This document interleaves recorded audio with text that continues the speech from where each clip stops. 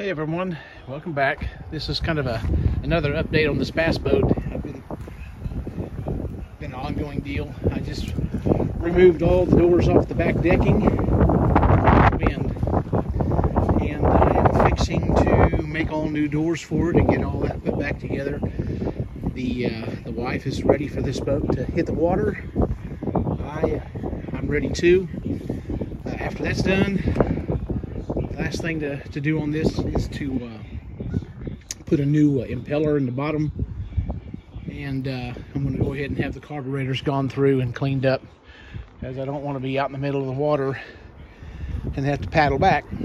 So anyway, I'm going to get this done. I probably won't do any other updates on this or do any more video on this until I actually get the deck put back down on it, and just kind of bring you back and update you then. So if anybody's been following the bass boat on the budget process progress series, whatever you want to call it, this is where we're at now. So far, the other repairs that I have made are doing well.